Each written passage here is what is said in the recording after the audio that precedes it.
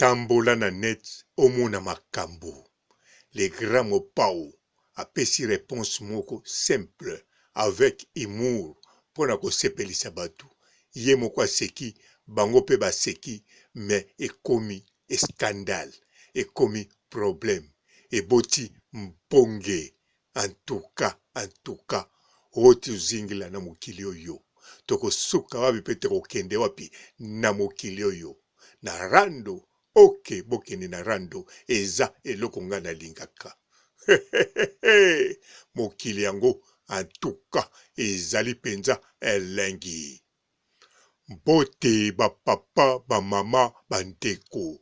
Mbote ba rando na ba randonnette. Mbote batoyo balingaka rando na ba oyo balingaka rando te. Mbote ba jeune garçon na ba jeune fille. Mbote bana mike na ba bébé. Mbote ba Sainte Anuarite, Sainte Thérèse, Sainte Ingrid Kabongo. Bandeko na kanisa bolandaki seni wana. Le grand Mopao asali moi likambo moko boye pona les 60 ans ya mboka, 60 ans ya mokili, 60 ans ya RDC na kati ya mokili oyo. Abengisi ba chroniqueur, ba journaliste na bato kaka oyo ye moko ailingaki kobengisa cheye. Alors, moi ba interview ebandi ndenge ezalaka, babandi kotune makambo. Ekomi na likambo ya oyo ya ye mwana Didi Stone, tango batuni baye koloba makambo balobaki alobi bazalaka camarade nde na Rihanna. Alors batuni esiko balobi soki azalaka camarade na Rihanna ezali pona atambolaka an influence ya kombo ya papa na ye. Yango le grand Mopao apesi réponse avec humour. Bongo bana ya bato mususu batambolaka na kombo ya Kamere. Wana bato baseki ezalaki avec humour. Apreparaki réponse wana te. Asali yango pe na nkote. Soki pe atangi Kamere parce que Kamere azali oyo ya ye camarade. Toye bango bien Kamere na Mopao bazali ba camarade ya musika. Bien sûr biso toyebi yango te mais baza ba camarade. Ezali neti tu noko ya Babia Ndonga Izebola toyeba jamais ki bazali ba camarade na Mopao. Mais tomona ndenge Mopao azwaka ye, tomona tango Babia kufa ndenge bazala na relation pe tomona ka tilelo. Alors, le grand Mopao ata bato mususu amona na bango rare, mais aza na ba camarade mususu oyo bazali ya ye. Ezakaka différence ya musala basalaka to bisika bazali ou bien engagement bazanango. Alors, ndenge azalaki wana tango apesi likambo wana net exemple mais avec humour atangi kombo Kamere ezali teke acholi Kamere acholi makambo oyo Kamere asala pa na ye acholi pete oyo ye asala pona Kamere. Bokanisa teke Kamere basala makambo pona ye non mutu ndenga za wana na relation na bango ya amitié bayebi makambo basalana bayebi tina nini baza na bolingo wana. En plus Kamere posa la camarade nae, en tout cas faut yepandima ke boza camarade parce que Kamere pe aza zobate Congo mobimba eyebi Kamere aza mutamayele. Alors bato balobi ezali alobeli bana jibe. Alors soki alobeli bana ya jibe piana même na humour, même na ndenge ya solo, même na ndenge ya koseka. En tout cas alobi kaka oyoyo eza mikolo yo korenie bana ya jibe piana baza kotambola na kombo ya Kamere devant procès na bino oyo ya 100 jours. En tout cas soki alobi mabe na yebite. Soki alobi yango pona kochola, en tout cas nandimite. tout d'abord ayebaki te ke bino bokotune makambo wana atindaki mpe te ke batune yango. Alors pourquoi ba journaliste batunaki ye mpe apesi réponse à bongo? Parce que amonaki réponse oyo akokopesa oyo ekotia nango escandale te, ekotia nde ambiance. Po soki ayebaki ekotia escandale, alingaki kobukana koseka te, bino mpe bolingaki kobukana koseka te, pamba te eza nango kaka humour, eza eloko moko eyende ngwana.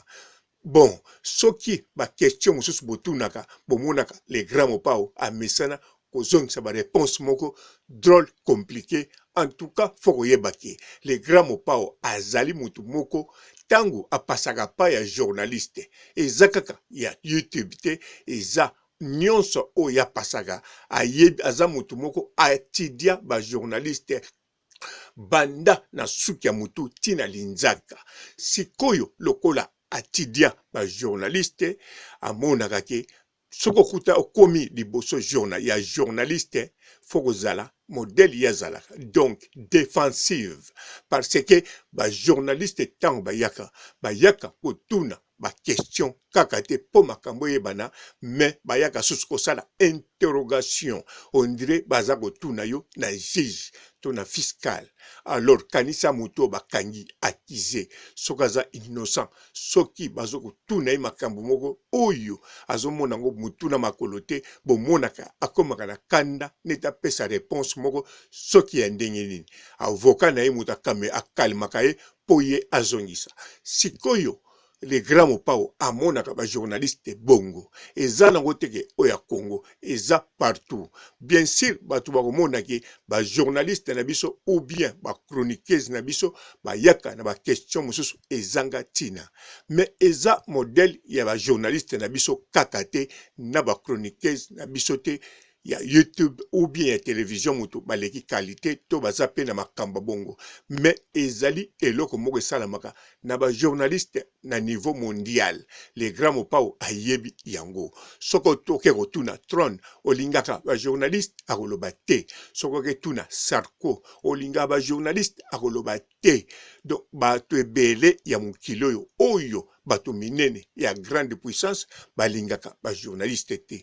Kokende kutu na ba chanteuse te, kokende kutu na ba musicienne te, kokende kutu na ba acteur ya film te ya Hollywood parce que kuna okoyoka makambo oyo ozelaki te. Bango penza kutu na ba journaliste ezala ba chroniqueuse bazali pesa mbwa opesi mbwa boy yango le grand mopao biloko asalaka en tout cas ezali vraiment eloko ya kokamwa te. Bino nde mutu bokamwa kango, bino nde mutu tilelo bomonaka neti boyebi ye te, mais ye ayebi ba journaliste ba chroniqueuse bien, ayebi kaka ya Congo te, ayebi ya niveau mondial, niveau international. Alors bino nde faut ko adapter na makambo le grand mopao asalaka na kanisa bomona mbala liboso aya poto koya ba journaliste bazalaki au moins 5. Alors na ba journaliste wana en tout cas le grand mopao soki botali bien azalaki à l'aise na ba question ya oyo babengaka popol mopasula, azalaki kotala ado luye na modèle moko ya défensive.